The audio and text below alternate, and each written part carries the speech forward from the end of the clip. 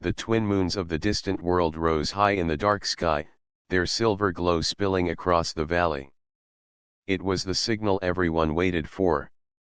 As the moons touched the clouds, the hidden paths opened, and the famous midnight market came alive. From every corner of the galaxy, merchants and travelers arrived. Shimmering cloths waved in the cool breeze, spices released their soft fragrance into the air, and glowing stones lit the streets in gentle colors. The market was more than a place to trade, it was a place of stories, meetings, and dreams. Aaron, a young human traveler, walked slowly through the busy lanes. His ship had landed on the planet only a few days earlier, and curiosity had brought him here tonight. Humans were still rare in this region of space, and many turned their heads when he passed. Aaron did not mind. He was used to curious eyes. Instead, he focused on the stalls, each filled with objects he had never seen before. He saw glass jars filled with floating lights, fabrics that seemed to change colors when touched, and fruits that gave off a gentle humming sound. Every stall offered something strange yet beautiful. But Aaron was not looking for treasures. He was searching for something he could not name. He turned a corner, and that was when he first saw her. Behind a small stall stood Lyra, a woman from one of the waterborne races of this planet. Her skin carried a faint shimmer, like moonlight reflected on a calm lake. Her long hair, dark and flowing, was tied with a silver band. She was arranging bowls of crystal fruit, each glowing softly in the night. Aaron slowed his steps. Something about her stall seemed different from the others. It was quieter, calmer, almost like a secret place inside the busy market. He approached carefully, not wanting to disturb her. Lyra looked up, her eyes bright like clear water. For a moment, they simply looked at each other. Neither spoke. Then she gave a small nod, a polite greeting. "Hello," Aaron said gently. His voice carried the warmth of earth, though few here would know it. "What fruit is this?" Lyra touched one of the glowing spheres. "We call it Selen fruit. It grows near the rivers under the moons. Sweet in taste, but soft in light. Would you like to try one?" Aaron smiled. He reached into his small pouch and offered a few trade tokens. She placed a fruit into his hand. It felt cool, almost alive. He took a bite, and his eyes widened. The taste was unlike anything he had ever known, sweet, but also full of freshness, as if the rivers themselves had been captured inside it. "It is wonderful," he said honestly. Lyra's lips curved in the smallest smile. "I am glad. Not many outsiders enjoy it on the first try." Aaron laughed softly. Perhaps humans have simple taste. Something gentle passed between them then, unspoken but clear. In the noise of the market, their little corner felt quiet, as though time had slowed. Aaron felt a strange pull in his chest. He had traveled far, seen many places, but never had a simple meeting felt this important. He bought another fruit, not because he needed it, but because it gave him an excuse to stay a little longer. They exchanged a few more words. Aaron told her he came from a world called Earth. Lyra listened with quiet interest, as though she wanted to know more but did not wish to seem too eager. The night grew deeper, and the market filled with even more travelers. Music floated through the air as a group of merchants played strange stringed instruments. Lights shimmered in the stalls, and laughter echoed between the tents. Yet for Aaron, the brightest part of the market was the calm figure behind the small stall of glowing fruit. When he finally turned to leave, he carried 2 Selen fruits in his bag. But he also carried something far more lasting, the memory of her eyes, calm yet full of quiet light. As he walked away, he glanced back once. Lyra was still at her stall, arranging the bowls again, but he noticed her looking up at him, just for a moment. Their eyes met across the crowd, and then the space between them grew. Aaron did not know why, but his steps felt heavier as he left the market. The night was alive with trade and music, yet his thoughts returned again and again to the small stall, the quiet woman, and the simple sweetness of the fruit she had given him. The midnight market would open again when the moons rose the next night. Aaron already knew he would return. He told himself it was because of the fruit, but deep inside, he understood the truth. Something had begun in that quiet corner under the twin moons, something he did not yet have a name for. The next night came quickly. The twin moons rose once more, and with them the paths to the midnight market opened again. Aaron told himself he was going only to taste the sullen fruit again. But in truth, the memory of Lyra's calm smile and quiet eyes had stayed with him all day. The market was even busier than before. Colors glowed brighter, voices rose higher, and scents of 100 foods filled the cool night air. Merchants called out their offers while musicians played soft songs on silver strings. Aaron walked slowly through the crowd, but his eyes searched for only one stall. He found it near the curve of the lantern-lit lane. Lyra stood there, arranging her bowls of glowing fruit. Her movements were graceful, careful, like someone who respected even the smallest task. When she looked up and saw him, her face softened in recognition. "You came back," she said softly. Aaron gave a small laugh. The fruit was too good to forget. Her eyes shone with quiet amusement. "Then I must give you another." She placed a sullen fruit in his hand. Aaron felt the cool glow against his skin. He set down a few tokens, but Lyra shook her head. "Not tonight. Consider this a gift." Aaron paused, surprised. In markets like these, gifts were rare. But he accepted it with gratitude. "Thank you. On Earth, we would say that a gift makes a bond. Is that so?" Lyra tilted her head slightly. "Then perhaps I have made a bond with a traveler tonight." They both smiled at the thought. Aaron stayed longer this time. The crowd moved around them, but he hardly noticed.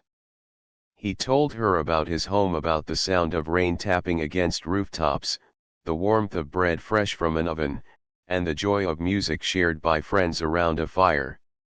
Lyra listened closely, her eyes fixed on him as if she wanted to imagine each detail. "I have never seen rain," she admitted quietly. "Our rivers flow under the moons, but the skies here are always clear. The idea of water falling from the sky feels like magic." Aaron laughed softly. "It is not magic. It is simply nature. But maybe that is what makes it beautiful."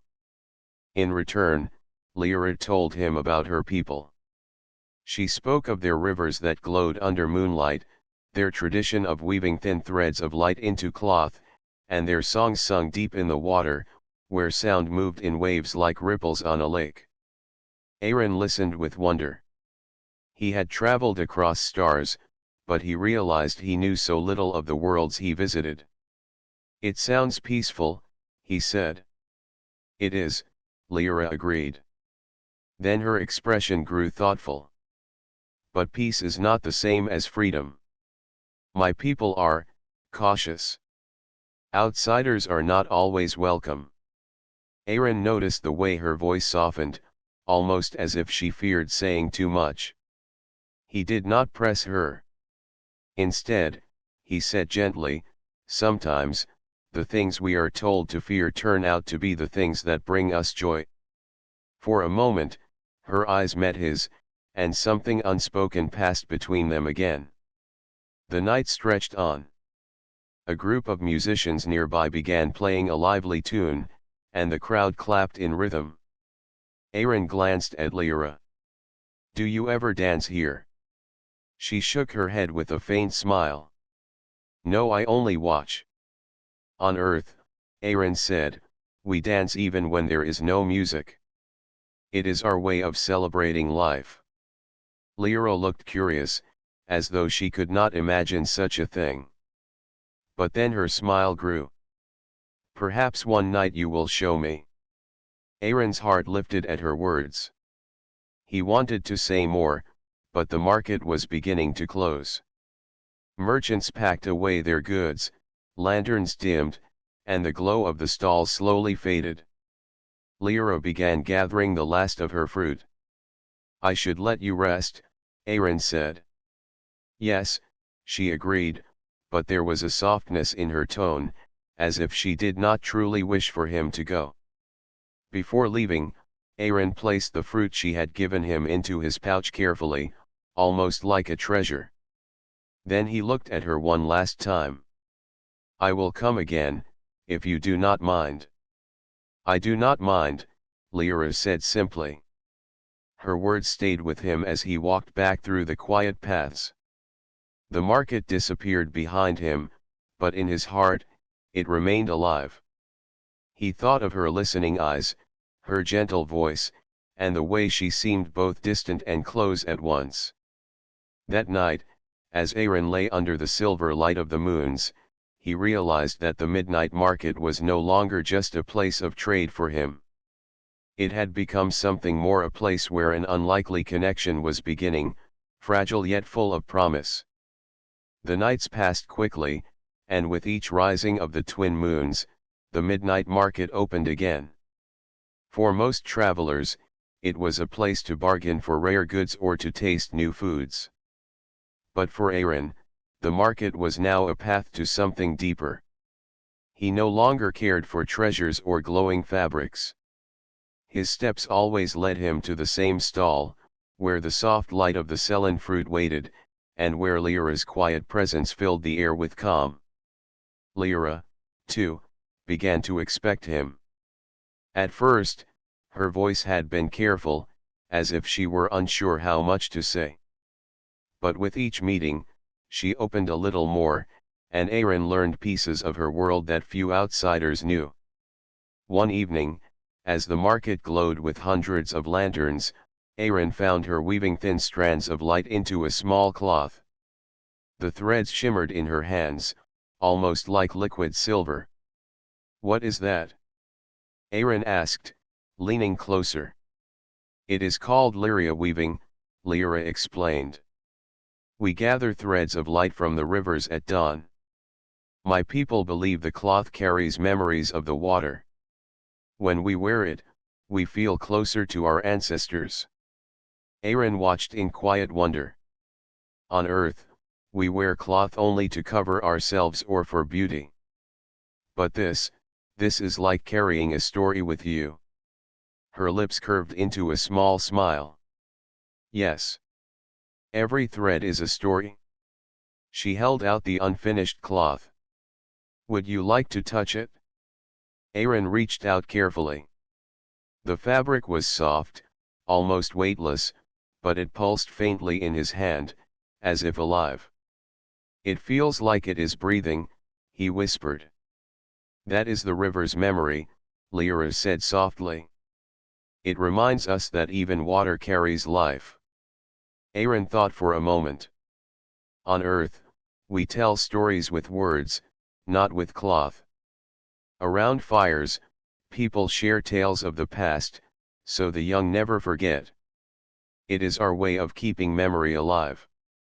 Lyra tilted her head with interest. And what stories do you tell? Aaron smiled. Many kinds. Some about heroes, some about love, and some about the stars. But my favorite are the small ones, the stories of ordinary people finding joy in simple things. Like what? She asked gently. Like a family baking bread together, Aaron replied. Or friends laughing while they walk home in the rain. Her eyes lit with curiosity. Rain again. You speak of it often. Why is it so special to you? Aaron thought of home. Because it connects everyone. Rain falls on all people, no matter who they are. It makes us stop and look at the sky. Maybe that is why it feels like a gift. Lyra was quiet for a long moment. Then she whispered, I wish to stand in rain one day. Aaron's chest tightened.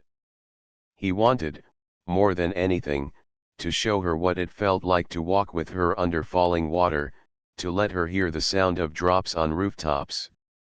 But here, on her world, the sky never wept. All he could do was carry her wish in his heart. As the night went on, they shared more stories. Lyra told him about the songs of her people, sung under the rivers where sound traveled like waves. She described how the voices joined together, echoing in the deep water until it felt like the whole river was singing. Aaron closed his eyes, trying to imagine it. It must be beautiful. It is, she said softly, but also lonely when you are the only one who listens. Aaron opened his eyes and looked at her carefully. Then perhaps I will listen, if you wish to sing. Lyra shook her head with a gentle smile. Not yet. Songs are sacred. But perhaps one day. The bond between them grew with every word. They no longer spoke as strangers from different worlds, but as companions who carried each other's dreams. The market around them was loud, filled with music, shouts, and glowing lights, but at her stall, time seemed slower. They laughed at small things, like when Aaron struggled to eat a fruit that burst with juice and left his hands sticky, or when Lyra tried to mimic earth words and stumbled on the sounds. Their laughter mixed with the music of the market, weaving a melody all their own. When the market began to close, Aaron felt the familiar heaviness in his steps. Each parting grew harder. But before he left, Lyra surprised him. She handed him a small piece of unfinished lyria cloth. Take this, she said quietly. It is not much, only a few threads. But it will remind you of our rivers. Aaron held it carefully, as if it were a treasure. And it will remind me of you, he said honestly. Her eyes softened at his words. As he walked back to his lodging, the cloth glowed faintly in his hand. It carried the memory of her world, but also the memory of their bond. For the first time, Aaron wondered if the midnight market was not just a place of trade but a bridge, one that was slowly drawing two hearts together. The midnight market opened again under the glow of the twin moons, but this night felt different. The air was heavy, and whispers floated through the stalls like restless birds. Merchants spoke in lowered voices, glancing toward Aaron whenever he passed. He could feel the change, though no one said it aloud. Something unseen had shifted. Aaron made his way to Lyra's stall, his heart lifting when he saw her arranging bowls of Ceylon fruit as usual. Yet even from a distance, he noticed the tension in her shoulders. She looked up, and her smile appeared faint, not as bright as before. You came, she said softly. Of course, Aaron replied, though he kept his voice gentle. But something feels different tonight. Lyra lowered her gaze, arranging the fruit more slowly than usual. There are rumors, she admitted. The elders of my people heard that I spend time with an outsider. They say it is not proper. Aaron's chest tightened. And do you believe them? She shook her head quickly. No. But their words carry weight. They fear outsiders will change us, will take away our ways. Aaron fell silent. He understood. On Earth too, there were people who feared change, who clung to old rules even when they no longer fit. He did not want to make her life harder, yet the thought of stepping away from her was like closing the door on something precious. The market bustled around them, but their small corner felt heavy with unspoken worry. Aaron tried to smile. I did not mean to bring trouble to you. You did not, Lyra whispered. The trouble is their fear, not your presence. But still, they may order me to end this. The words struck him like cold air. He looked into her eyes, searching for a sign of what she truly wanted. And what would you choose, if the choice were yours alone? Lyra hesitated, her hands pausing over the fruit. At last, she lifted her gaze to his. I would choose to keep speaking with you. To hear your stories.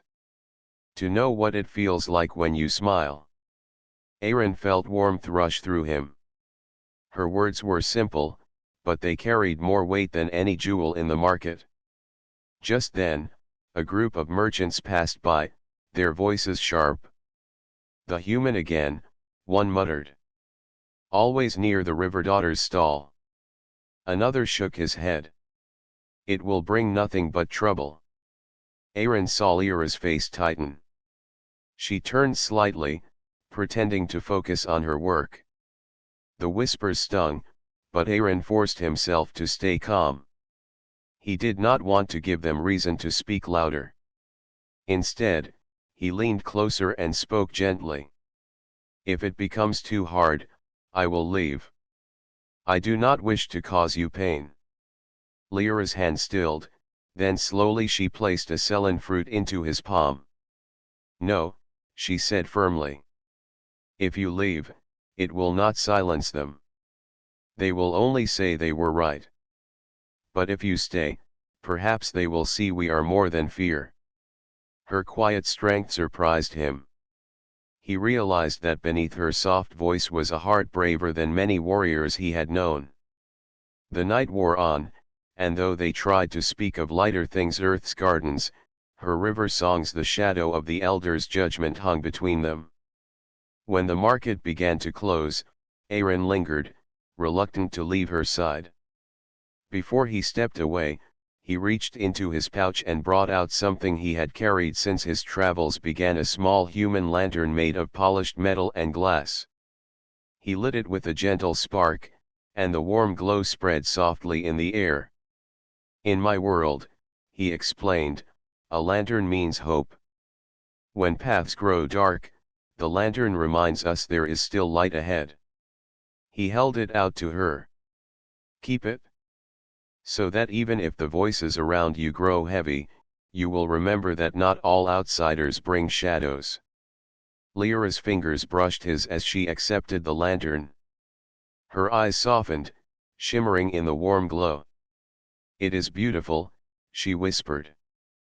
I will keep it safe. Aaron nodded, though his heart was restless. He could not know what the next nights would bring. Perhaps the elders would forbid her from seeing him. Perhaps his ship would be called away, tearing him from the midnight market forever. But as he walked back under the twin moons, he knew one thing for certain: the bond between them was no longer a simple meeting at a fruit stall. It was something deeper, something worth facing whispers and disapproval for. The midnight market had given him more than glowing fruit or shimmering cloth. It had given him a reason to stay, even when the path ahead was uncertain. And as long as Lyra kept the lantern burning, he believed their light would not fade. The twin moons rose again, washing the valley with silver light. The paths to the midnight market opened, and once more the air filled with colors, scents, and songs. Yet Aaron felt a weight in his chest as he walked through the glowing stalls. He had heard more whispers that day, rumors spreading beyond the market. Some said Lyra had broken tradition by speaking too freely with him. Others said the elders would soon forbid her from ever meeting him again. Still, he could not stay away. His steps carried him toward her stall, as they always did. Lyra was already there, the lantern he had given her placed beside the bowls of sullen fruit. Its warm light mingled with the pale glow of the fruit, creating a small circle of comfort in the busy market. When she saw him, her face softened. You came, she said, her voice calm but tinged with something unspoken. "I told you I would," Aaron replied gently. He nodded toward the lantern. "I see you kept it close." Lyra touched the lantern with her fingertips. "It gives me courage. Even when others watch." Aaron smiled, though his heart ached at her words. He stepped closer, lowering his voice so only she could hear. "If the elders truly wish to keep us apart, I do not want you to suffer because of me." Lyra shook her head. "It is not suffering to follow the heart. It is only suffering to silence it." Her words surprised him, simple yet brave. For a while, they tried to talk as before. Aaron told her about Earth's festivals, where people lit candles along rivers and sent them drifting into the night. He described children laughing as the small lights floated away like stars upon water. Lyra listened with wonder, her eyes shining.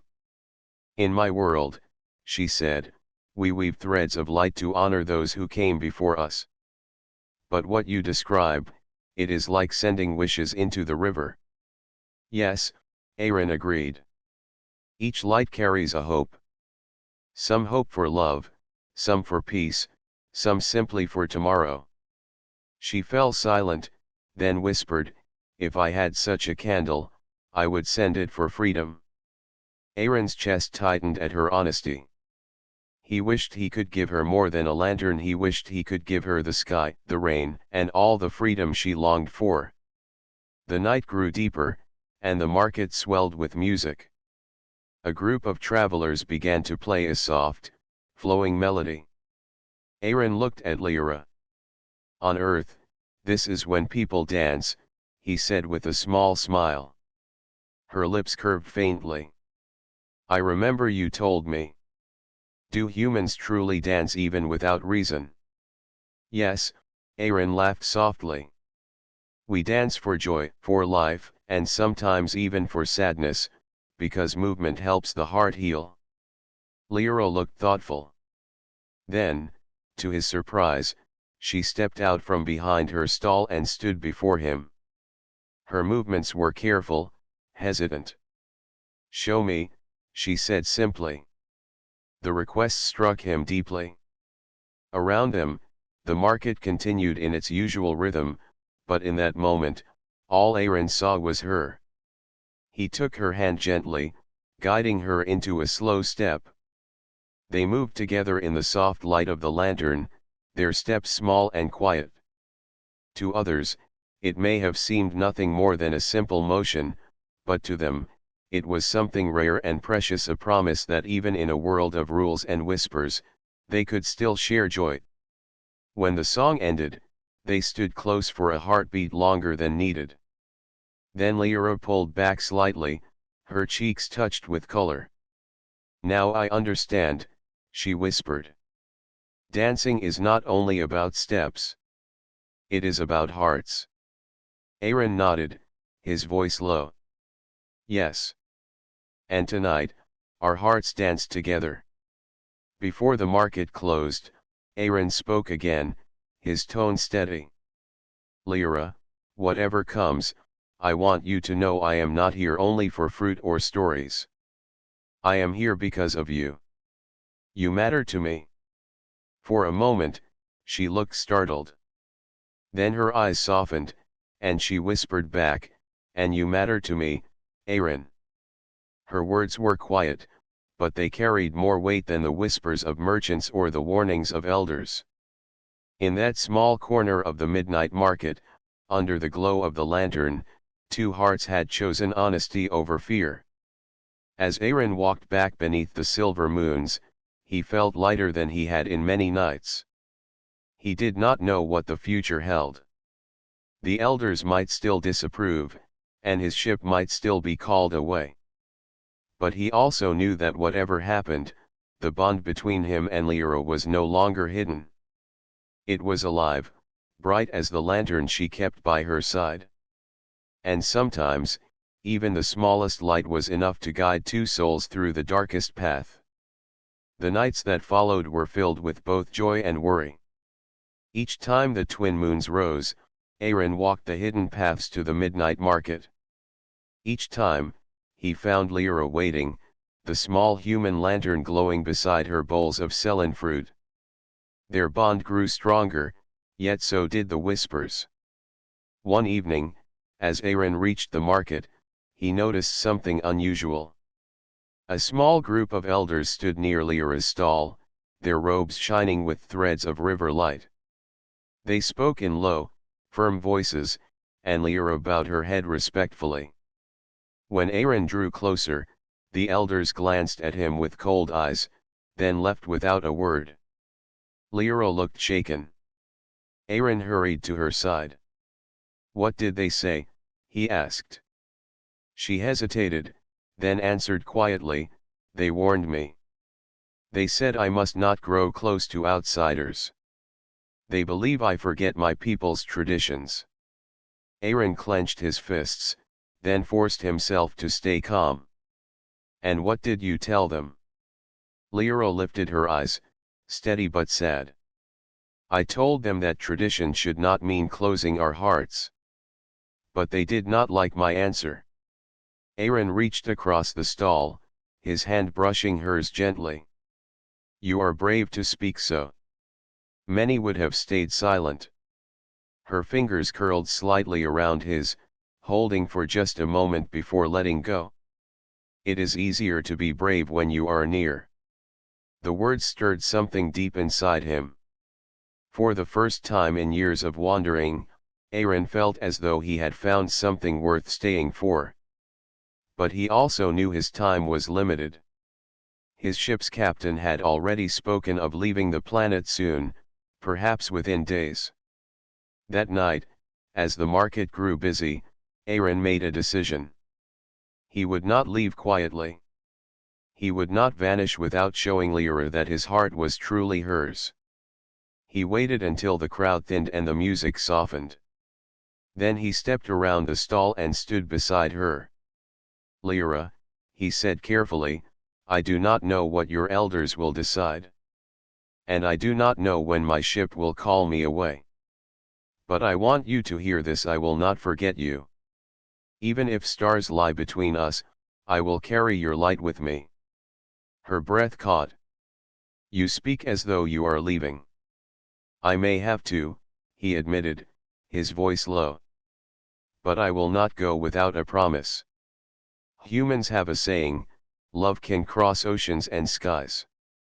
If I must leave, I will return. That is my promise to you." Lyra's eyes shone in the lantern's glow. For a long moment, she was silent. Then she whispered, "My people fear love with outsiders because they think it cannot last. They believe it fades like water slipping through hands. But when you speak, I almost believe it could be stronger than fear." Aaron stepped closer. "It can. Because love is not only words, it is choice. Every day, every night, I choose to be here with you. That choice is what makes it real." The market around them seemed to blur. Merchants closed their stalls, travelers passed by, but in that small circle of lantern light, only the two of them remained. At last, Lyra placed the lantern in his hands. "Then take it with you tonight. So I know your promise is true." Aaron shook his head gently and placed it back on her stall. "No. It belongs with you. Let it remind you that even if I must leave, my path leads back to you." Her lips trembled with a small smile. "Then I will keep it burning."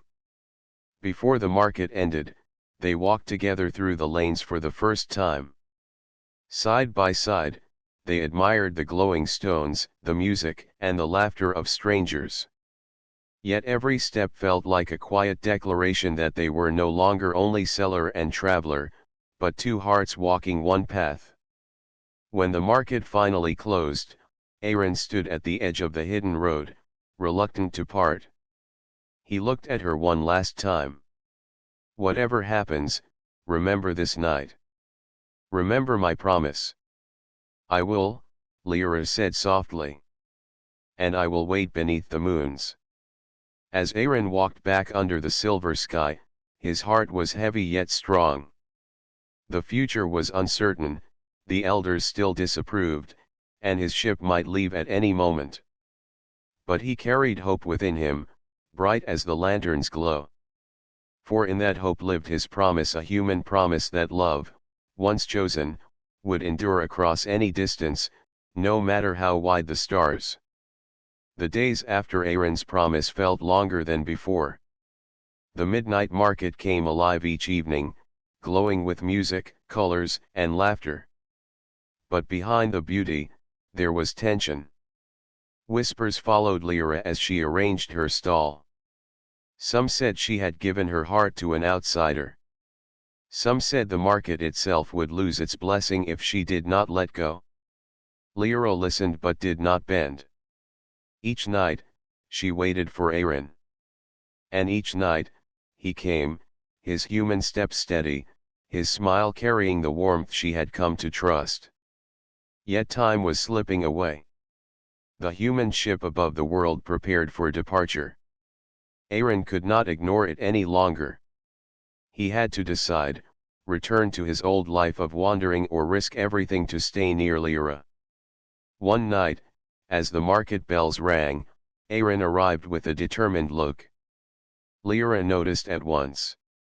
"Something troubles you," she said gently. "My captain plans to leave tomorrow," Aaron admitted.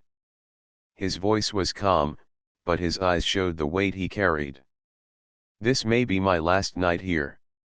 Lyra's hands froze over her baskets. For a moment, she could not speak. Then, with a quiet breath, she said, "I knew this day would come.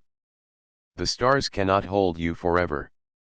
Aaron reached for her hand, not caring about the curious eyes of nearby merchants. "I do not want the stars to hold me.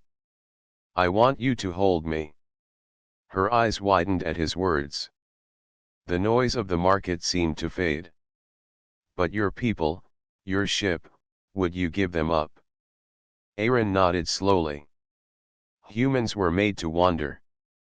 But what is the use of wandering if you never find a place to call home? With you, I feel I have found mine." Lyra felt her heart swell with both joy and fear. "The elders will not bless us. They may turn against me." "Then let them," Aaron said firmly. "Let them see what it means when a human makes a promise. We do not turn back. We do not forget." For the first time, Lyra let herself believe fully. She squeezed his hand, her voice trembling but strong. "Then stay. Stay beneath the twin moons, and let them see our truth." The decision was made. But the market had its ways of testing hearts. As the night deepened, the elders themselves appeared once more, walking with quiet authority. The crowd parted for them. They stopped before Aaron and Lyra, their gazes sharp like polished stone. "Child," one elder said to Lyra, "you ignore our warnings. You stand beside one who does not belong." "Why?" Lyra stood tall, though her hands shook. "Because he has shown me something greater than fear. He has shown me a promise that even the stars cannot break." The elder turned to Aaron. "And you, human? What gives you the right to take what is not yours?" Aaron met their gaze without flinching. "Love is not taking. It is giving. I give her my loyalty, my choice, my future. That is the right I claim, the right of the heart." The crowd murmured, some in doubt, others in awe. The elders looked at each other, their faces unreadable. Finally, the eldest among them spoke. "The market is a place of many worlds. If its spirit accepts you, then no elder can deny you. But if it rejects you, your bond will fade." Without another word, they walked away, leaving silence behind. Lyra turned to Aaron, her heart racing. "Do you think the market will accept us?" Aaron smiled gently. I think it already has. Because every night I came here, it led me to you. As if answering his words, a soft breeze moved through the stalls, carrying the scent of fruit and spices. The lantern on Lyra's stall flickered, then grew brighter than before, casting a warm glow over them. The crowd gasped. To many, it seemed like a sign. That night, no one spoke against them again. The market had given its quiet blessing. When the final bells rang and the market closed, Aaron and Lyra walked together beneath the twin moons. The path before them was uncertain, there would still be struggles, still be doubts. But they no longer walked alone. At the edge of the hidden road, Lyra whispered, "Do you still promise to stay?" Aaron took her hands in his, looking into her eyes. "I do. This is my home now. With you." The moons shone above, silver and gentle, as though sealing their vow. And so, beneath the midnight sky, among the scents and sounds of the magical market, two hearts from different worlds chose one path. A path not written in tradition, nor bound by fear, but lit by love, the kind of love that humans are known for. The kind of love that dares to stay.